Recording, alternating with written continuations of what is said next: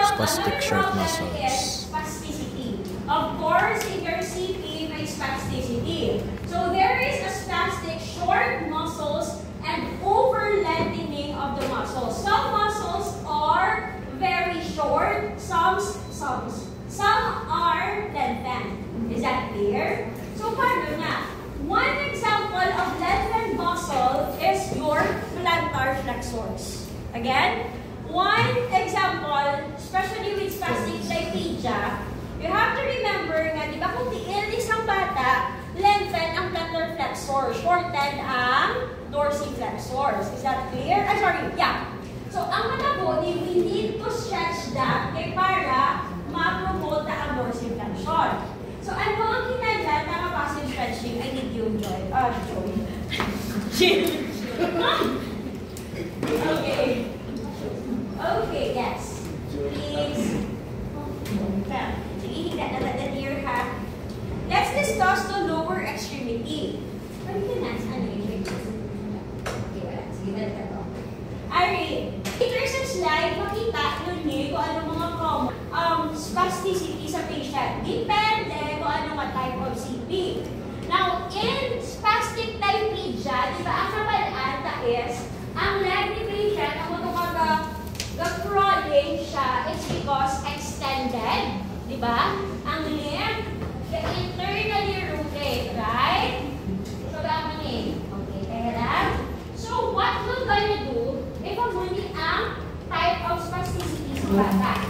Alright. The first thing that you need to do is to flex like this, and then, pag-aman niya, palayo. We move here, we put it there, and then, we hold closely here, and then we stretch. This is a typical stretching sa loob na, hindi ka mag-performance hamstring stretch. No, we need to stretch lang away from the spastic yang position. Is that clear? So, kaya ang patient mo, kaamon niya, what you need to do is i-flex mo, i-abduct mo, mag-i-externally rotate, and then you do that. Okay? Now, some babies will cry. Ano ang iba na reaction sa mga bata? Wala ko nag-video. Too much stress ka? Yan ang mamuda. Too much stress, natigaan sila, diba? So, hinahinalan ka lang, hindi ka 15 or hindi dapat, depende, hindi ka nabulong sa pagsisipin sa bata.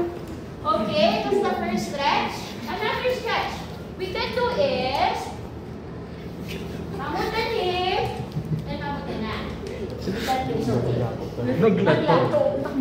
Okay, are we good? Alright. Now, that's the first one. What if naman, ang bata na naman niya is, ba may frog leg position? What if ang bata naman, yung bata, gawin mo naman yung bata, isa lang. Frog leg position. So, flex, externally rotate. So, what you gonna do? Pauntaning, mutang-taning, ipon-taning. Clear? Diba na? Diba? Dapat di ba pauntaning? Pero hindi na pwede. Kaya nga, gawin niyo siya. So, what you gonna do? And then, i-adapt ka. Okay? Now, what else? You have to remember, hindi ka ma-stretch mo yung hip flexors, right? So, may kuwata ka idea about this. You can ask the patient to do side lying, and then what we need to do is hold here, get this one, ipabend na rin, and then you move like this. Okay? And then, pwede ka prone sa mata. Okay? Kaya that is yung practice sa iya ka prone position. And then what we're gonna do, bilateral, di kasi isa honta lang. Guys, you do not do para mga ano sa time, duwa ka bilateral, hindi nyo lang stretch mayo. So, mas mayo, kung isa-isa, then hold here, and then stretch. So, hindi nyo stretch mo na doon. Here. Okay, are we good with that? So, dali-dali.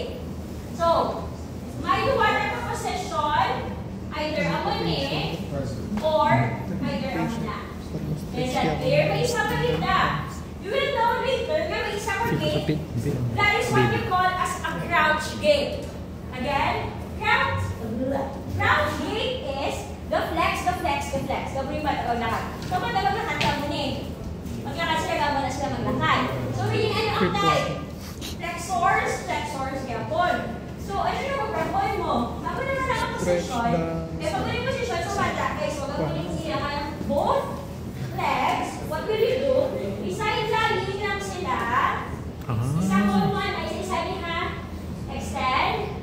Diba, typical, ikaw mo tayo dito mag-stretch. Ang isa ko tayo, extend naman eh. Diba ka si flex? If plantar flex ka, mag-hold like that. Stabilize na dito. Okay? Okay, para mag-stretch ka. Is that clear?